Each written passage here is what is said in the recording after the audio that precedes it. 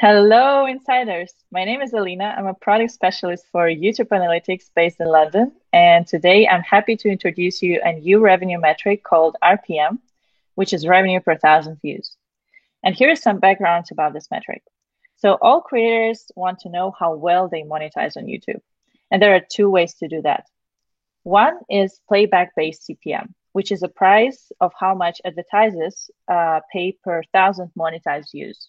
It's a great metric to know how much advertisers are paying, but it has a couple of caveats because it's before revenue share and it only includes monetized views on your channel. There is also a second way, which is dividing your total revenue by your total views, which is intuitively correct, but because of the way how YouTube data works and the way how revenue data comes into the product, the calculation itself might be a bit wrong in the end. So today we're introducing a new metric where we do the math for you. Also, RPM can be a bit lower than CPM because it's using revenue after rev share and includes all the views. And just a reminder, it's just a revenue rate metric, so it doesn't affect your final earnings. It can be quite a nuanced topic, and we're going to talk about it with Swaroop, who is a product manager for YouTube Analytics based in Zurich. Let's start at the top. Can you help to define RPM for us? Yeah, definitely. Thanks, Lena, for that intro. It's a great intro for the topic. So definition for RPM. One of the things we try to do is try to keep the definition really, really simple so that it's intuitive and creators understand this really well as well. The definition is basically all your earned revenue as a creator divided by all the views that you get times 1,000. So in other ways, it's essentially earnings per view, and then we multiply it by 1,000 to make it easier number to remember. Now, let's go a little bit deeper into both of those pieces, which is revenue and views, right? So revenue or earned revenue is all the revenue you've earned as a creator across all the potential business models possible on YouTube, at least through YouTube.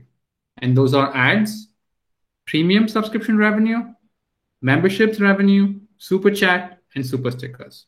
So all of those revenue, all of those pieces of revenue that you earned as a creator, divide by all views. And these are private, public, all the views that you see in YTA. Includes views that had ads, did not have ads, all of it.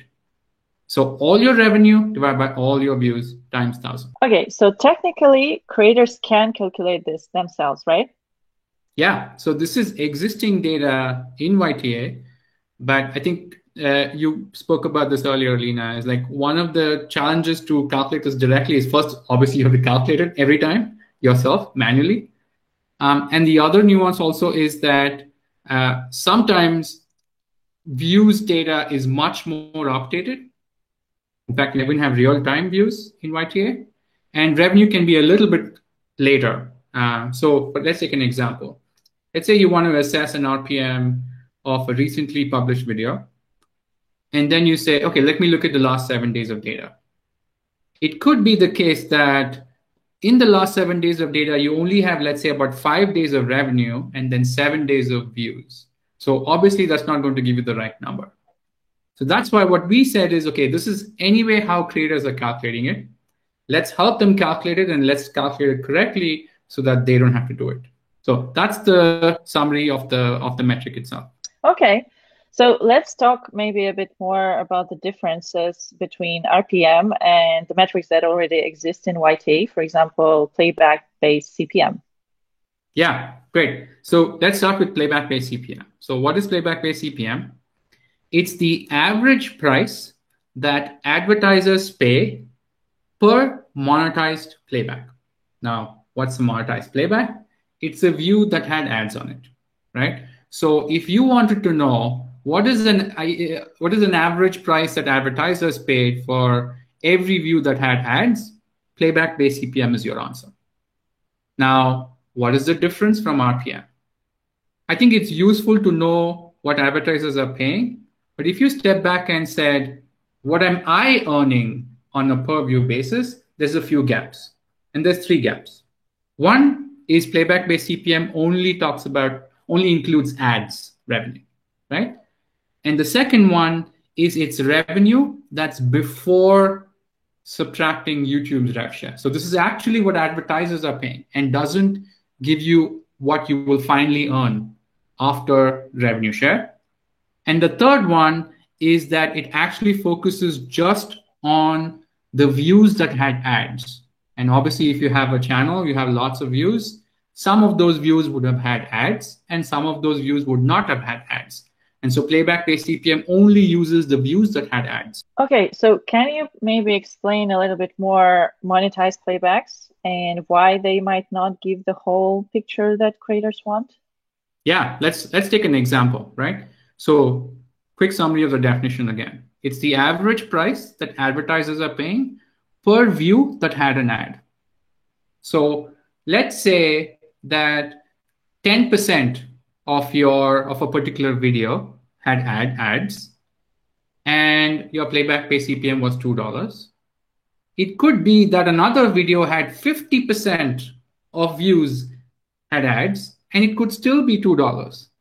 But there is a big difference between those two, right? Because in one case, 90% of your views did not have ads. And in other case, 50% of them did not have ads. But you're not seeing a difference in playback-based CPM because playback-based CPM is only looking at the views that got ads. So that's why RPM looks at all the views, and it accounts for the fact that some videos will have few views with ads and some videos might have lots of views with ads. So it gives you a fuller picture. Okay, am I monetizing well on this video or channel?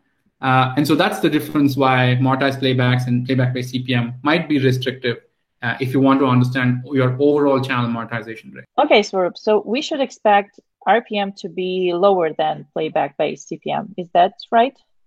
Yeah, I think typically for most users, RPM could be lower than playback-based CPM. And that's because of two reasons.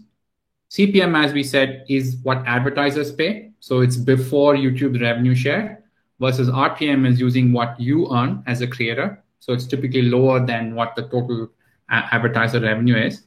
Also, RPM is an average across all your views, versus playback-based CPM is averaging only across views that had ads. So normally when you have a bigger number in the denominator, like that means you're taking a certain amount of revenue and dividing by a lot of views or all your views in RPM case, it could be lower than playback-based CPM as well. So those are two reasons why RPM be lower than your playback-based CPM. Now that we have talked about the difference there between RPM and playback-based CPM, Elina, maybe you can talk a little bit more about what kind of data that you can get with RPM on YouTube Analytics today.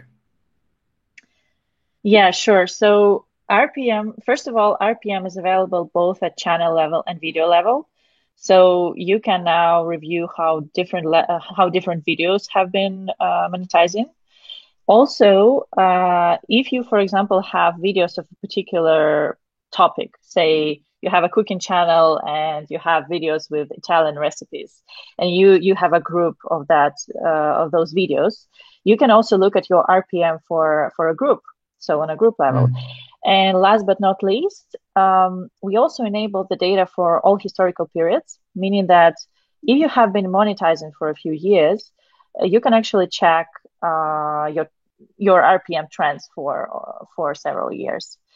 And I think there are also a couple of particular cases, and let's maybe discuss those. So for example, memberships.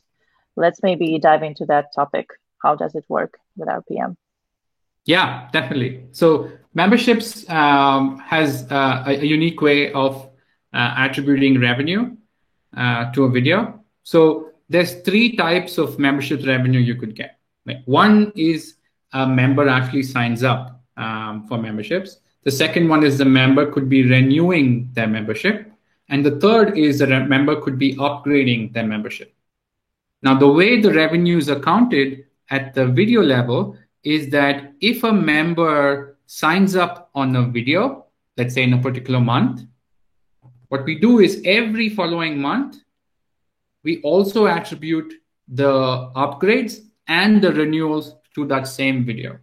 So you might find in some cases that your video has a very high RPM because of memberships, and that's because that video has been accruing membership revenue from members who signed up in the past as well. Okay, so that's about memberships, Alina.